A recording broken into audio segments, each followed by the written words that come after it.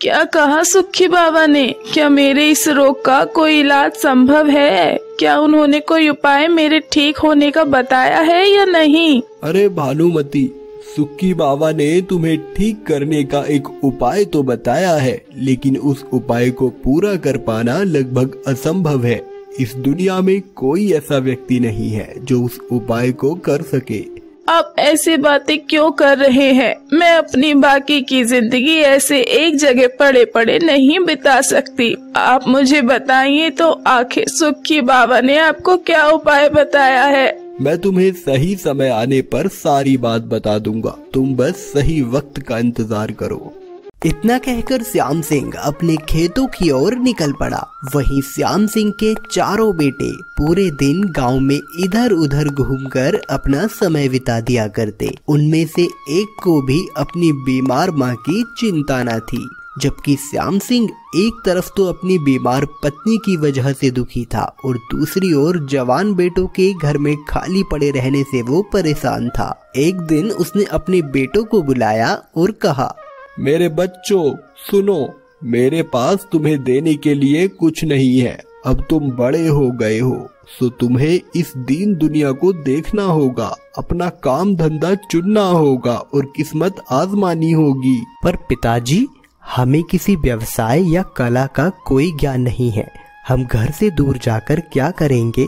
यही तो वो सवाल है जिसका जवाब तुम्हें ढूंढने की जरूरत है। तुम्हें जाना होगा इस बात को समझने के लिए कि तुम किस काम को करने के लिए योग्य हो। किंतु पिताजी, हम तो कभी अकेले अपने दम पर इस गांव से बाहर ही नहीं गए। मेरे बच्चों, कुछ भी खराब नहीं होगा। मैं नहीं चाहता कि तुम भी ये खेती किसानी करो और मेरी ही तरह जिंदगी बसर करो। देखो, इस काम से तुम ज्यादा नहीं कमा पाओगे। जाओ और किसी फायदेमंद काम की तलाश करो।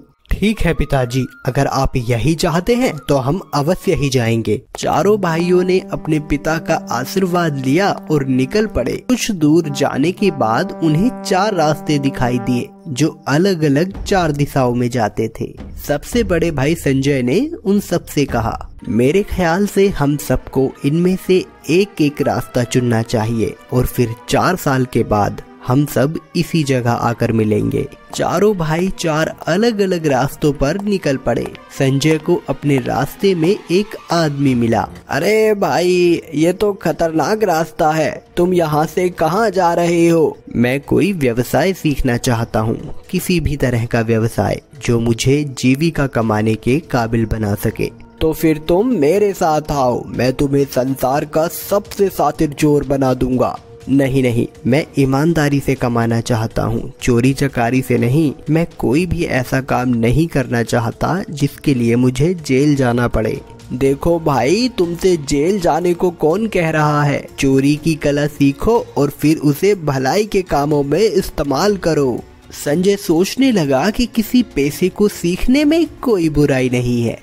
संजय उस आदमी के साथ जाने को तैयार हो जाता है। वो उसे चोरी की कला में इतना निपुण बना देता है कि चाहे अब संजय कुछ भी चाहता हो, वह उसे आसानी से चुरा सकता था। चलते चलते गोपाल ऐसी जगह पर पहुंचा जहां एक नदी बह रही थी और उस पूरे इलाके में सिर्फ एक ही घर था और मीलों तक आसपास कुछ न था। वो नदी के किनारे एक आदमी को खड़ा देखता है। वो एक शीशे से बनाई हुई मशीन थामे हुए है। गोपाल ये समझ न सका कि उसके हाथ में ये क्या है। गोपाल उसके पास गया।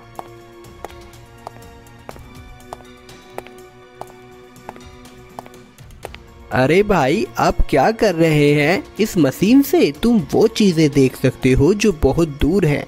ये जो चीज है इसे कहते हैं दूरबीन। ये चीज तो काफी दिलचस्प लगती है। क्या आप मुझे इसका इस्तेमाल करना सिखाएंगे? यदि तुम सीखना चाहते हो तो मैं तुम्हें अवश्य ही इसे सिखाऊंगा। गोपाल उस आदमी के साथ रहने लगता है। वो आदमी उसे दूरबीन इस्तेमाल करने की कला सिखाने लगता है। कुछ ही महीनों में गोपाल उसमें माहिर हो जाता है। तुमने बहुत अच्छे से सीखा है, इसलिए अगर तुम जाना चाहो तो जाने के लिए आजाद हो। हाँ, एक पूरा साल गुजर चुका है, अब मुझे जाना चाहिए। इस बीच तीसरा भाई एक शिकारी से मिलता है। वो शिकारी के साथ उसके घर में रहता है और उससे शिकार का हुनर सीखता है। शिवा, बहुत दिन हो चुके हैं तुम इस मैदान में मेरे साथ यहाँ अभ्यास कर रहे हो। आज हमें जंगल में अभ्यास करना चाहिए। चलो देखते हैं कि तुम चलते हुए लक्ष्य को भेज सकते हो या नहीं। दोनों जंगल में पहुंचते हैं जहां शिकारी शिवा को सिखाता है कि कैसे भागते हुए लक्ष्य पर निशाना लगाना है। बाण लक्ष्य पर लगता है और उसे मार गिराता है। शिवा चलो भी, अब तुम निशाना लगाओ। शिवा बाण उठाता है और एक उड़ती हुई चिड़िया पर निशाना साधता है, पर बाण चूक जाता है। शिवा, तुम्हें अभी भी अभ्यास की जरूरत है। आज के बाद हम हर रोज जंगल में अभ्यास के लिए आएंगे, जैसा आप कहें। हर रोज शिकारी शिवा को अभ्यास के लिए जंगल में लाता। अंत में शिवा अपने लक्ष्य पे निशाना लगा सकता था और उसका निशाना चूकता नहीं था। वो शिकार करने की कला में अब माहिर हो गया था।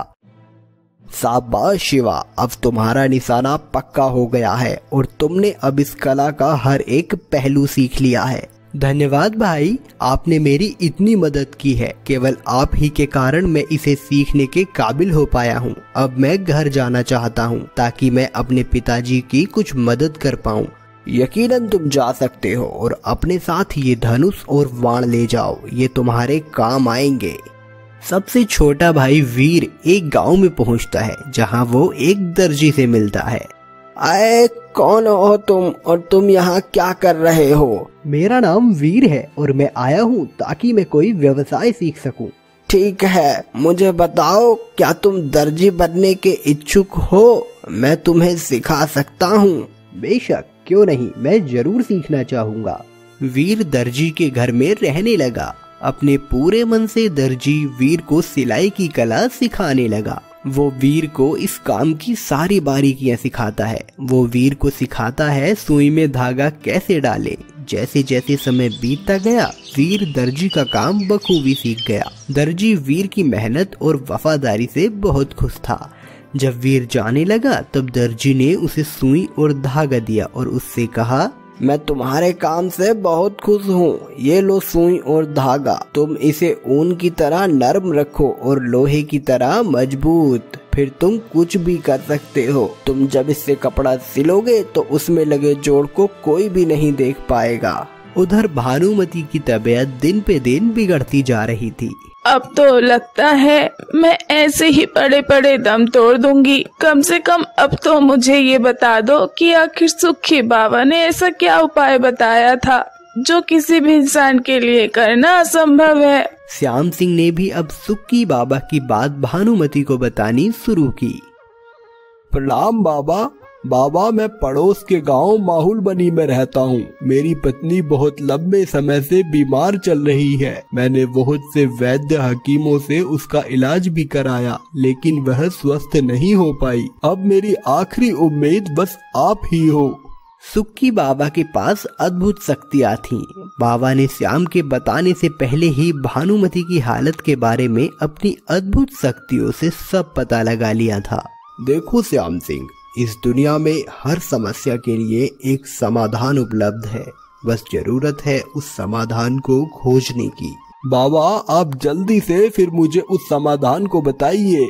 माहुलबनी के जंगलों में एक बेहद दुर्लभ पक्षी रहस्यमयी घोंसला बनाकर रहता है, जिसके घोंसले को साधारण मनुष्य अपनी आंखों से नहीं देख सकता। वह पक्षी जब अपने अंडे को से रहा हो तब बिना उस पक्षी को पता चले उसके अंडों को घोंसले से उठाकर सभी अंडों के अंदर से बिना चूजों को नुकसान पहुंचाए थोड़ा थोड़ा तरल निकालना होगा और उस तरल को भानुमति को अपने शरीर पर लगाना होगा। लेकिन एक बात अवश्य ध्यान रखना, तरल निकलने के बाद सभी अंडों को फिर से पक्षी के घोंसले में पहले जैसे ही रखना होगा। ये तो सच में असंभव है। अंडे से तरल निकालने के लिए उसे तोड़ना होगा और तोड़ने के बाद अंडे को पहले जैसा ही जोड़ पाना असंभव है। अब मेरे इलाज का कोई रास्ता नहीं है। अब तो मुझे यूं ही पड़े पड़े अपनी मृत्यु का इंतजार करना होगा। उधर चारों भाई उसी जगह पर पहुँचे जहाँ उन्होंने 4 साल पहले मिलने का वादा किया था। वहाँ से वो मिलकर वापस घर गए। घर जाने पर उन्होंने अपने पिता को बताया कि उन सब ने क्या क्या सीखा है। तभी उनके पिता ने उनसे कहा, किसी भी सीख का पता तब तक नहीं चलता जब तक ज्ञान की परीक्षा न ली जाए। तुम्हें अपने आप को साबित करने के लिए परीक्षा देनी होगी। तब उसने सारी बात अपने बेटों को बताई और उस तरन को लाने को कहा। अगले दिन पांचों बाप बेटे तरन की तलाश में निकल पड़े। गोपाल, तुम अपनी दूरबीन से उस घोंसले को ढूंढने का प्रयास करो। इतना सुनते ही गोपाल अपनी दूरबीन से घोंसला ढूंढने लगता है और उसे एक पेड़ पे घोंसला मिल भी जाता है। पिताजी, मुझे घोंसला मिल गया है और उसमें 5 अंडे हैं। ठीक है गोपाल। संजय, अब तुम मेरे लिए वो अंडे उस पक्षी के नीचे से निकाल कर लाओ जो उनके ऊपर सीने के लिए बैठी है, लेकिन पक्षी को इसका पता नहीं चलना चाहिए। संजय पेड़ पर चढ़ा और पक्षी की नजरों से बचाकर उन अंडों को चुरा लाया। वो इतना माहिर था कि पक्षी को भी पता नहीं चला कि उसके नीचे से अंडे गायब हो गए हैं। किसान ने वो अंडे रखे और अपने बेटे शिवा से कहा, चारों अंडों को एक साथ एक ही तीर से 2 भागों में काटो, पर अंडे के अंदर बैठे चूजों को आंच नहीं आनी चाहिए। शिवा ने अपना तीर निकाला और एक ही तीर से उसने अंडों को 2 भागों में बांट दिया। ये देखकर किसान बहुत खुश हुआ। उसने तरल इकट्ठा किया और वीर से कहा, अब सबसे अहम काम तुम्हारा है। अब तुम इन अंडों को पहले जैसे ही वापस सी दो।